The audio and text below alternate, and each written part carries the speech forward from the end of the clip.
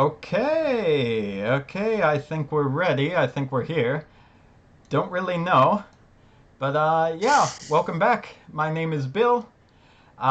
This is the Miskatonic Alumni Association, and I'm here as always with.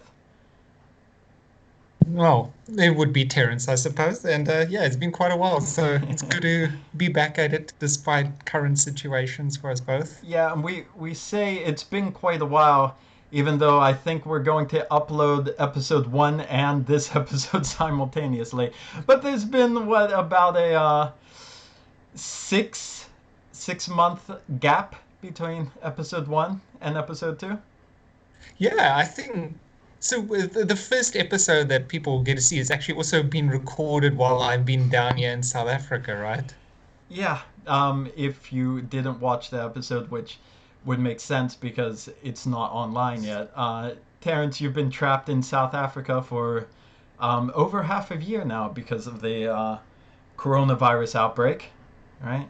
Yeah, very much like a Groundhog Day situation. Not very Lovecraftian, but very Bill Murrayan. Yeah.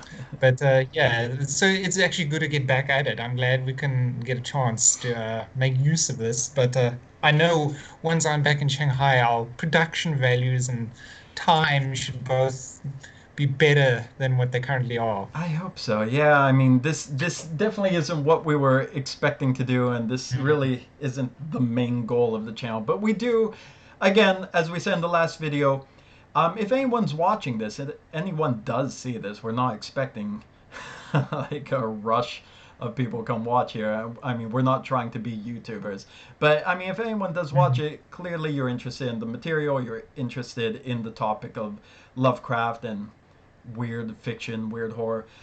So yeah, just post a comment. Let's discuss things. We just want to talk with other fans. We just want to share ideas with people who love the same stuff that we do. And Yeah. that brings us to today's episode, right? Yeah, I mean, it's not every day you see a show, the one like the one we're going to be talking about, have any sort of connection to Lovecraft. I actually, it was, it seems like there's been a bit of a boom recently, what with the Nicolas Cage film that came out recently as well, Yep. and now this. So maybe it's a golden age in a way. A couple of video games have come out as well. Yeah, Yeah. this might be. Yeah, last year saw Call of Cthulhu official video game plus The Sinking City, which is extremely Lovecraftian, and like you said, Nicolas Cage film Color Out of Space, which I'm Mhm. sure we'll talk about in a future episode or something when we're discussing things, right? Oh yeah, I mean, I've been trying to source it in South Africa, but Still can't get it. price-wise and time-wise, I think by the time it would get here, I'd be Yeah, dead. which is a shame because the director is South African. Who would have So believed it? Who would have believed it? yeah, and you still can't get it. All right, well, we don't want to waste too much time. We'll Okay. just get to the point. I know our last video was just us rambling about the books we love or the stories we love. So let's stay focused. Lovecraft Country. Lovecraft Country, episode one. I think it's called Sundown. I believe that's the title of the first episode, which it fits the episode Mm. very well in a very frightening way. But we're going to talk about just a couple points about the episode. We've watched it. I've watched it twice. How about you, Terrence? Was it twice for you too? Yeah, Uh, twice as well. we just finished watching it together and talking about it as we watched it, seeing what we missed the first time. We still probably missed a lot, but yeah, like you said, this is not going to be a review. This is just going to be us talking about it. And any other Lovecraft fan or any other fan of the show that stumbles across this, I mean, feel free. Let's talk about some of the things because there's a lot we didn't understand about it, and I'm Mm. sure there's a lot that everyone didn't catch the first couple times through. So it's going to be interesting to see where the show goes. I'm looking forward to it. So, shall we kick it off? Would you like to start us off with our discussion? Yeah, paging through notes we made, like I think probably one of the main points, and I think the thing we'll talk about first is like the prevalence of books and literature, both like as physical props in the Mm-hmm. show and potential thematic ideas, but as a good way to build like the characters we meet as well, like to give them some backstory. I know obviously the title of the show is Lovecraft Mm. Country, which itself, is the book. Yeah. This is the TV adaptation of it. Um, like I did spot like the very first thimble, like that whole intro sequence. Like there's a ton in that. And with obviously Cthulhu being pretty big in stature in that and importance. Um, that is, I think it turns out it's a book, John Carter Yeah. What, by John Edgar Rice Carter Burroughs. on Mars or from Mars? Yeah, I haven't read it. I'm not sure whether that will play anything big into it, but it's a nice way to sort of introduce Atticus, the main character, as somebody who's like well read and has got like the sci-fi background. I think pretty much that time was like sort of a little golden age for science fiction writers with Ray Bradbury and others like being especially Yeah. popular then. Yeah. Yeah, like you said, Um, there's just so much. And I mentioned to you before, like my first impression when I watched that opening scene was it was the 1960s version of Ready Player One, where you have mm, all these pop culture references, famous people, and just fictional characters, fictional book situations, just all in this mass battle at the end, or at the end of the movie and book Ready Player One. But you get a very uh, antique version of that here, but it's just as spectacular. So, I mean, clearly a lot of fiction, a lot of pop culture of the time plays a significant role in this story. mm. I mean, one of the first books I think they show on screen, other than John Carter, is The Outsider and Mm, Other Stories by H.P. yeah, Lovecraft. That Atticus still finds like in his uncle's business. I suppose like, maybe they're tying that into the fact that this is during a time where colored people in the US were segregated, very much similar to what would be in the case in South Africa then. mm, Um, I think as well, like mentioned to you, they seem to focus on Arkham House as the publisher. Whether or not that's important, I don't know, or if it's yeah, just them sort of giving a little shout out. It could yeah, be. yeah, Um, but I know the other book that sort of played in that you've actually known already is Count of Monte Cristo. We mm, get to see like not just one, but two copies of it. Um, my idea is that like one is Atticus's copy and one is his father's copy because I know he mentions later his father stressed to him as a kid the importance of being educated.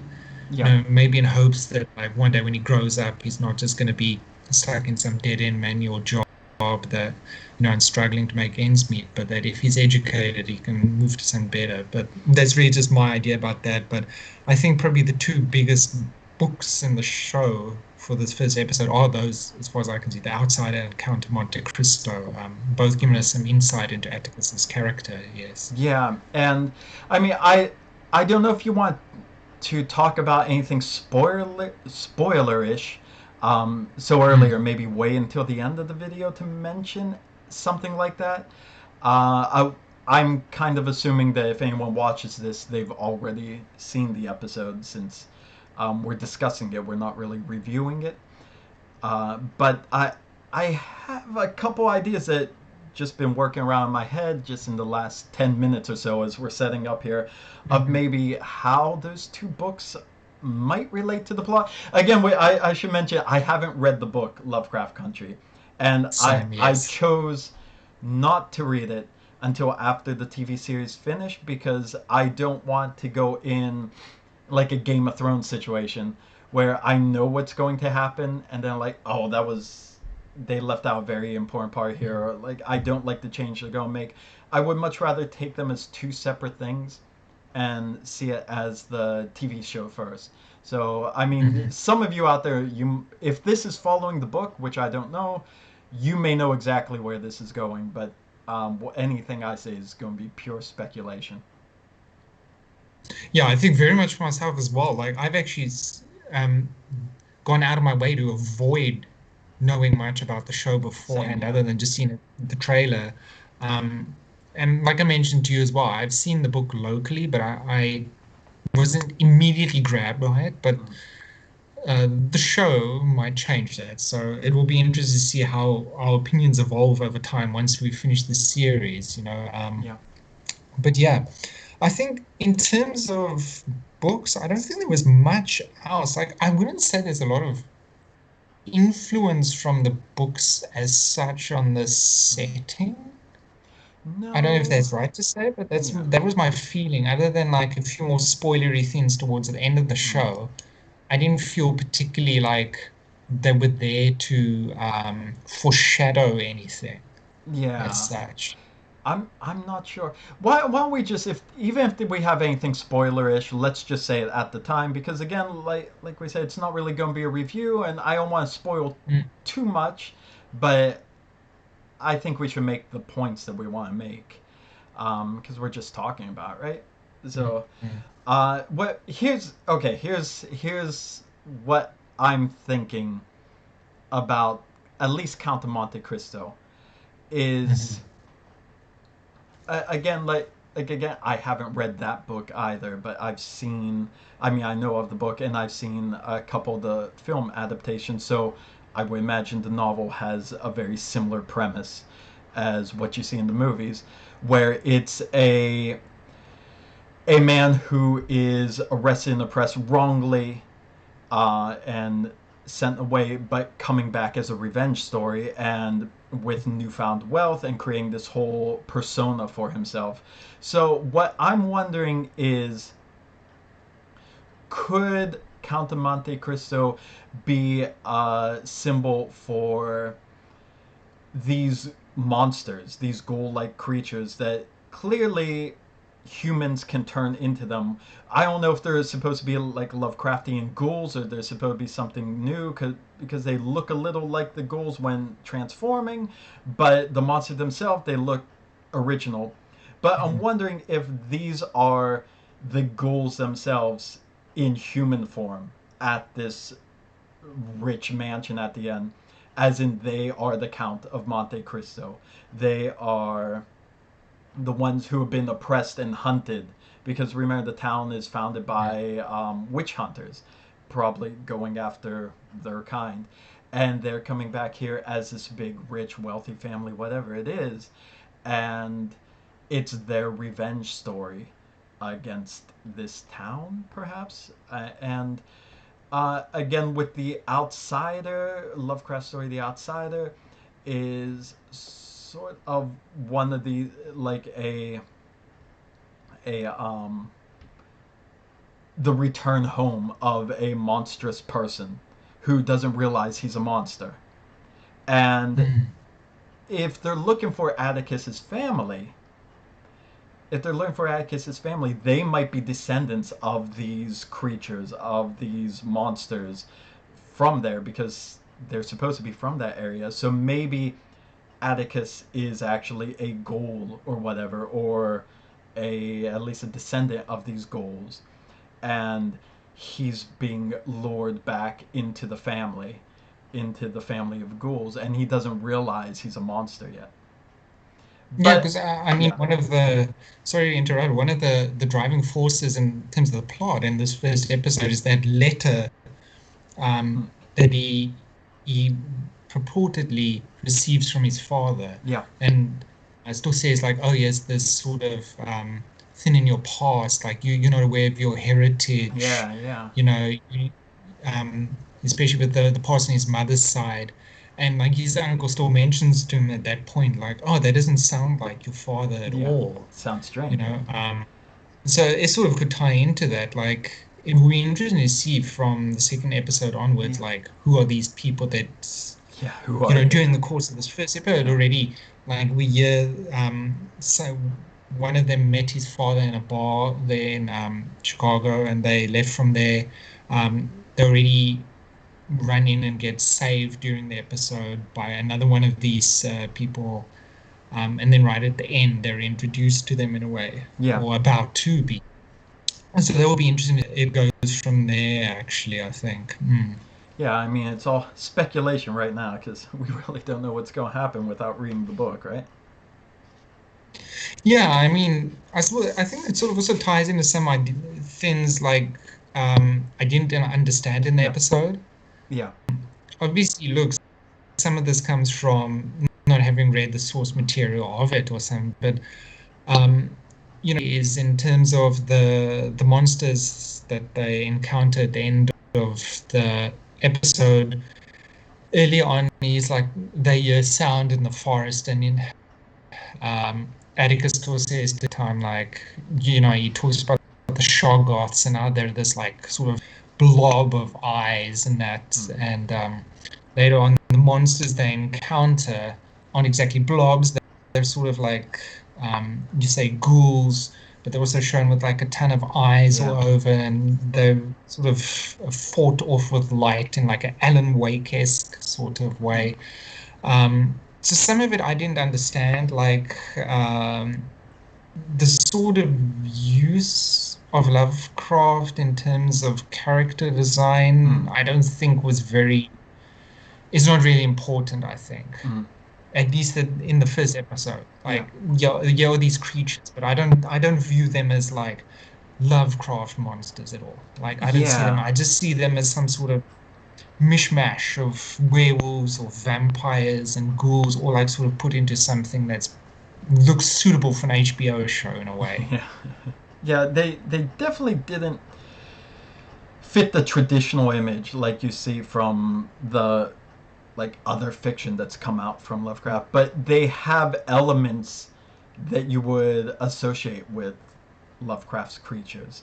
So it's Yeah. hard to tell. It's hard to tell what, especially the monsters, are supposed to be. But the I told you when we're watching it, like the scene, and I'm hoping again, if anyone's watching this and you have input, I would love to hear it. The thing I didn't understand, the scene I didn't understand the most was the diner scene.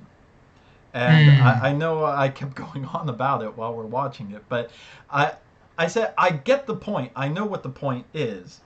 The point is again like highlighting the racism and the uh, mm. dangerous situations that um, people could find themselves in back in that day. But the actual scene itself, it didn't feel real. I mean, I could imagine all of those things happening, but not at the same time. Mm. Like we got in that scene. So I'm wondering what significance there is to it. Just for reference, they go to this diner, clearly a white diner, and the young man there, he's very apprehensive about serving them. Clearly, it's not a mixed race eatery. So he goes into the back, and the girl, Letitia, right? Letitia, she Mhm. overhears the conversation. She must be calling the owner and like saying that yeah, he hasn't served the black group that's come in there yet, and talking about that he knows what the owner has done with another girl, who was it, Miss Lydia. So clearly Mm. they do something bad if any black patron comes into this place. But then you get the conversation between Atticus and his uncle George, where he's looking at the walls, and I don't see what really tips him off aside from it being a white wall, Yeah. which is, not unusual. And then he's asking why was the White House painted white, and going back to because it was burned down and like to paint over the burn. And then he just easily slides back a panel of the floor, and you see burned wood under there. Yeah. That like I could see in a symbolic way of like that this is a trap, but as something really happening, like do they just frequently lock people inside and burn them to death inside this diner and then just repaint over it? It would just seem like a little it just seem a little excessive when there's much easier ways of killing people that you don't want that come into your establishment all alone. And then you have the fire truck come with the good old boys with the rifles. Mm. So I mean, the fire truck, so that's hinting at like, okay, fire is tied into this, but it just seemed so out there. Like I couldn't put it all together because they weren't expecting to go to this diner. So clearly the people who owned the diner were also not expecting them to be there. So it's not like a trap was laid out for them. So I'm Mm, sure there's a lot of symbolism in what it means, but I don't view the reality. I don't see like what was that supposed to be aside from a symbolism of just the danger of it. But if it was symbolism, I don't think they needed all that detail in there. Like, oh my God, the floorboards are burned, like the walls are mm, painted white, and now the fire truck is leading a brigade of people with guns to kill us. I don't mm. understand, and I'm sure there's more to it. So if anyone knows, please tell me what was that all about? If it goes deeper than that, or if it's supposed to go. That's what I didn't understand. And I'm sorry, I'm still rambling about it now, and I talked your ear off while it was happening, but I don't get it. I think like that leads into the fact for me there was if I've got one criticism about the first episode, it's like mainly the pacing. Okay. For me, like personally, like I felt like they had what felt like a very slow build up at the start where you're introduced Atticus and he comes back home and he meets everyone and they have a block party and there's like conversation like okay he wants to find his father, etc., etc., and then eventually once they leave, so there's been this whole long slow build up that's build up the characters a bit and their relationships for us, and then once they hit that diner it's like somebody's pushed the fast forward button and things just speed up dramatically in terms of action and Yeah. plot. And from there it's like this wild ride to the end of the episode, um, with like the only sort of break being when they go to, I think, Letty's brother's house. Mm. Um, their brief respite after they escape those good old boys from the fire engine and that. Um, but I think other than that it was a pretty good episode still. Yeah. I'm interested to see where it goes for sure. So I think in that respect, like I can't complain. Yeah. Um, but yeah, I can definitely see like that dying for me as well. Like I struggle to follow the dialogue sometimes. That's why I think I was still saying to you, like, was that the diner that they were going to check out for this like version of the Green Book that his uncle writes, or is it a different Yeah. one, or what? I'm I still not sure. I thought, and again, after you mentioned that, I realized I probably should watch it again just to make sure. But I thought that they took a detour from the diner they were planning on going to, like a safe one. Mhm. But again, I might have missed a line of dialogue too because I miss a lot. That's why I have to watch shows 3 or 4 times to really understand it all. But yeah, I'll watch it again. But I thought they took a detour and they were saying like, oh, it'll take another couple hours to go to the one they intended, or at least another one that was on their list. So I can't say for sure. So sorry about that. So the before we finish here, one last question. One last question I Mhm. have about this episode, because a lot of people are talking about, it, and I'm trying to avoid a lot of the discussions from people who actually like know the whole book series and that too, because I just want to be surprised with it.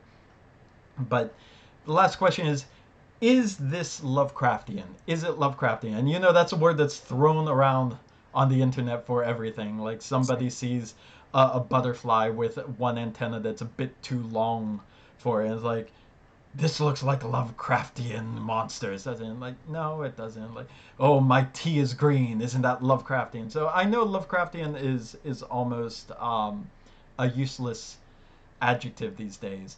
But I mean, in strict terms of like cosmic horror, the Mhm. feeling of futility, of humans being insignificant, and and just all the elements that you would find in Lovecraft's typical horror stories. What do you think, Terrence? Is this Lovecraftian? For me personally, like I think the word you said, cosmic horror, Hmm. would mean for me that at least in the first episode, I would say it's not Yeah. Lovecraftian. Because for me, the horror they encounter in this first episode is like twofold. Yeah. It's either like realistic in terms of like segregation Mm. and racial prejudice, or it's towards the end of the episode when they encounter those creatures, but it's more gore than it is cosmic horror, Yeah. I feel at least. There's more violence, there's more blood, there's more like I feel like, there's that archetype in like a Lovecraft story of like the protagonist is like, oh God, I saw this thing, but I can't describe it to you other than these various very ephemeris Mm, details. But yeah, we see these creatures. While we don't know what they are, we know they just kill things and they kill a lot of characters, etc., etc. There's no real cosmic horror in that for me. yeah, There are appearances of Lovecraft monsters, as in like right at the beginning, you get to see Cthulhu in that daydream. yeah, Um, that's there. it says, but I mean, other than that, like I don't actually see Lovecraftian things in it, other than references to what he's written. Yeah, I agree 100%. I think there's a lot of Lovecraftian imagery. There's Mm, Lovecraftian elements, but I don't think, at least episode one, I don't think it's a Lovecraftian yeah. story. Because to me, Lovecraftian is cosmic horror, and this was more human horror and Mm, monsters. And while I thought the episode was good, I enjoyed it thoroughly. I'm looking forward to the second episode. Uh, I see it as its own thing. It's not going to be a Lovecraft story, in which, I mean, it probably wouldn't be because Lovecraft is also a real writer of fiction in this universe too. So it's mm, not like it's in his world in the Cthulhu mythos. So yeah, I agree with you. It's definitely not Lovecraftian in regards to how Lovecraft tells stories. yeah. I mean, probably one thing like I'm going to stress is like my final point is if you're a fan of Lovecraft and you come to this like thinking, like, oh, this is disappointing. This show isn't Lovecraftian. Like, I think that's almost approaching it from the wrong sort of way to be critical of the show for not being Lovecraftian. I don't think it's trying to be. I think it's just using some elements of the actual writer and Hmm. what he's written as a way to flesh out elements of the story or to give some backing in it. Like what I'm hoping for here, if I can see another HBO show like reference it, is the recent one by Watchmen, Hmm. which also had this like really strong source material that has been very difficult to bring onto the screen, which is Yeah. something I would say, other than The Color Out of Space recently, there hasn't really been anything directly related to Lovecraft as well. And yet with Watchmen, it sort of hit on the same sort of racial points, Hmm. and it did, at least for me, a phenomenal job. And it's like one of the best shows I've ever seen. And I'm hoping something similar happens with this because it's got a lot of the same potential. Yeah. I That's why I'm excited for what will happen. Yeah. yeah, I'd say same thing. Don't come into this disappointed that it's not a Lovecraft story because it's not supposed to be a Lovecraft story. It's its own thing, but it's clearly inspired by Lovecraft, at least in some Mm. elements, but it's much more than this. I mean, if you're looking for a Lovecraftian story, you'll have to go to actual Lovecraft movies or movies that are designed to be cosmic horror. A lot of stuff from the H.P. Lovecraft Historical Society, which we will be talking about soon, I'm sure. But yeah, go into this looking for a horror drama inspired by Lovecraft. Don't go into it expecting the actual Lovecraftian storytelling that you would know from the books, right? Yeah, for sure. I mean, the show's got a lot of potential, It, and I hope it can I mean, my thoughts and opinions could change, but I think this first episode's been a nice little sort of teaser for what might come, and I look forward to seeing episode 2 and on. same here. Let me put the poster up there. Yeah, so Lovecraft Country, it's on HBO. If you haven't seen it yet, then this video made absolutely no sense to you, but please go and watch it. If you have seen it, did you like it? Did you not like it? I know there's plenty of vocal people on both sides, but I mean, type a comment, let us know, give us something to chat about next time because clearly we're still not ready to set up and do what we're hoping to do with this channel, but we need something to pass the time with, right? Yeah, for sure. And I mean, it can only get better from here. So obviously, constructive feedback and discussion is something we welcome. And it's always great to share ideas and like thoughts about the wonderful world of Lovecraft fans out there. Definitely, definitely. Like, and I hope that's really the goal of the channel. So let's hope that Mm, that happens. Let's hope we could create a nice community, a nice dialogue here, and just talk about things we like, even if we don't like the same things, right?